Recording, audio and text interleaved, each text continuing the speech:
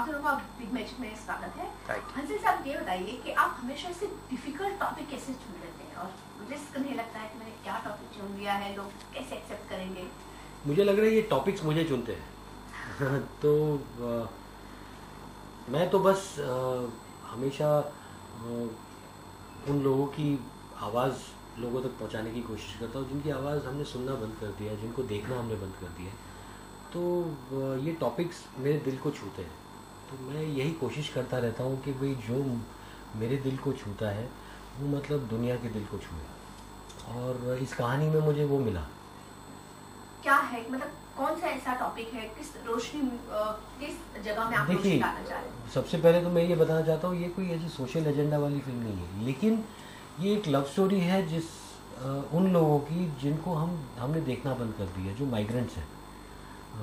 हर शहर में बहुत बड़ी मात्रा में माइग्रेंट्स होते हैं, लेकिन हम उनको देखते नहीं, हम अपनी गाड़ी चलाते रहते हैं, हम चले जाते हैं अपने घर के एयर कंडीशन कंफर्ट में, हम लोग निश्चिंत रहते हैं। लेकिन जब हमारी गाड़ी गुजर रही है उन रास्तों से, तो कहीं पर कोने में एक परिवार बैठा हुआ है, बारिश से भीग रहे हैं वो लोग, ठंड में कांप रहे हैं वो लोग, गर्मी में वो लोग सूख रहे हैं, लेकिन हम देखते नहीं उनको।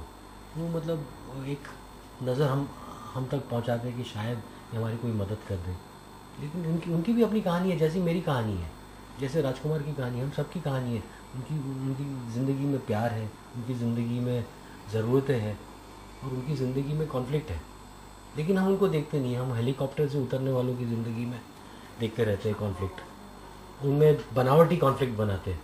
यहाँ मतलब कहानी हमारे सामने जब गढ़ती है, उनको देखते नहीं है। तो ये सिटी लाइट्स वही कोशिश है ऐसी एक कहानी कहने का, जो किसी से मिले थे आप या किसी की एक कहानी आपको छू गई?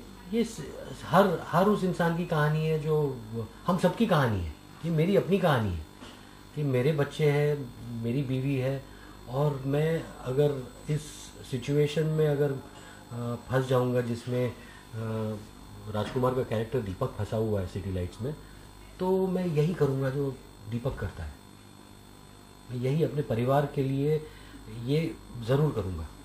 तो आप ऐसे टॉपिक के लिए राजकुमार को कैसे चुनते हैं? लगता है कि क्योंकि राजकुमार ने तो अपनी काबिलियत बता ही दी है, उनकी इंटेलिजेंस सभी के सामने है, उनके जो परफॉर्म करते हैं, तो आपके लिए हमेशा राजकुमार प्रेफरेंस रहते हैं?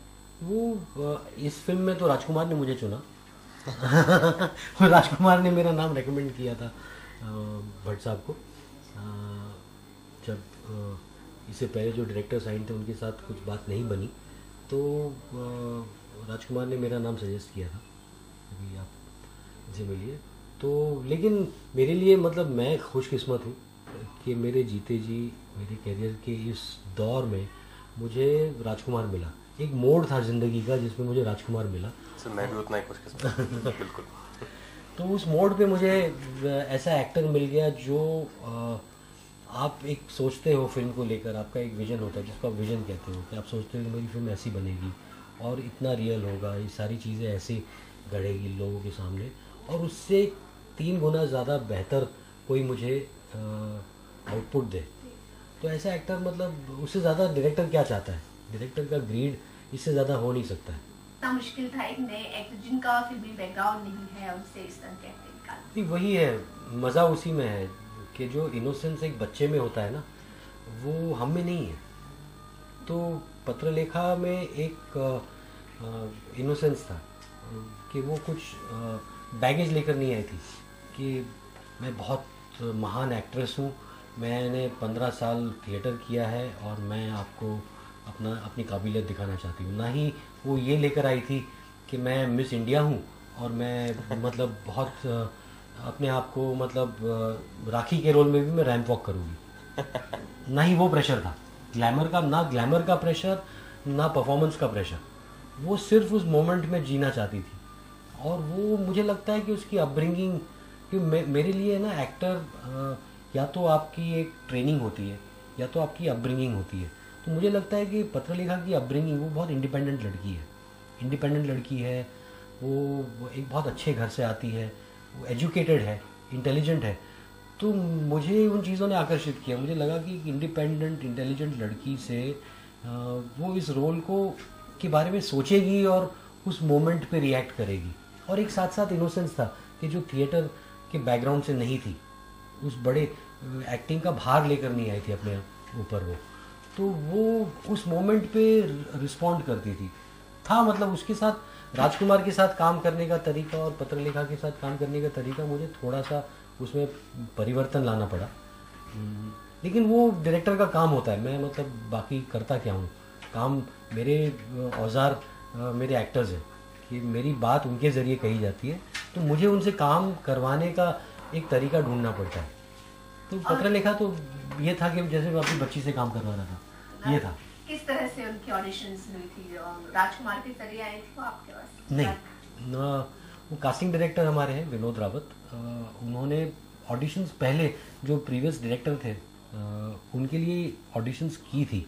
पत्रलेखा की ऑडिशन कहीं पर उनके हार्ड डिस्क पे छुपी हुई थी, तो मुझे उन्होंने सारे ऑडिशंस दिखाए पहले कि भाई ये इन लोगों को ऑडिशंस किया, तो मैंने उनमें से 3-4 लोगों को शॉर्टलिस्ट किया, बोला उनसे दोबारा ऑडिशन करवाओ इस तरह से।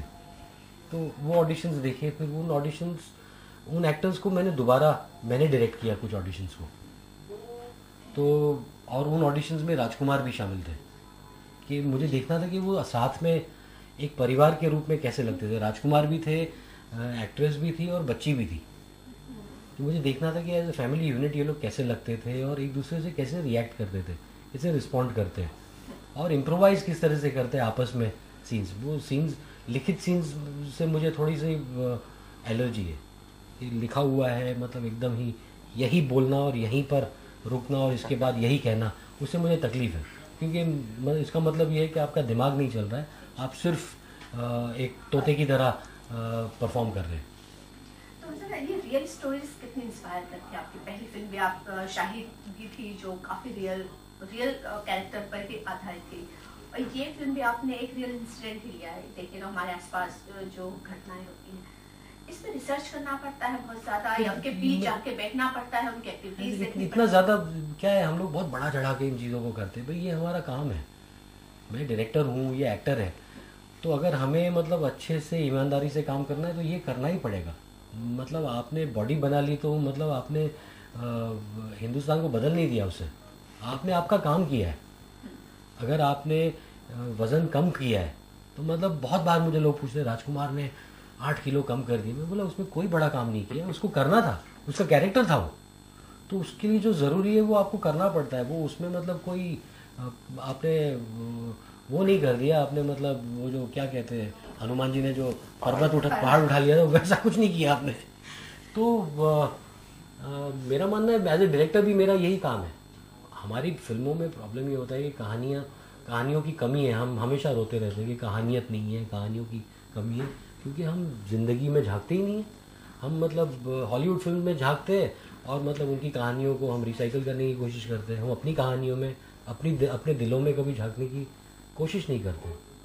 तो ये कहानी कहीं ना कहीं हालांकि एक फिलिपिनो फिल्म है मेट्रो मनीला जहाँ से उत्पन्न हुई है, लेकिन इसके कैरेक्टर्स और ये सारी चीज़ें शायद हमारे दिलों से ही उत्पन्न हुए हैं।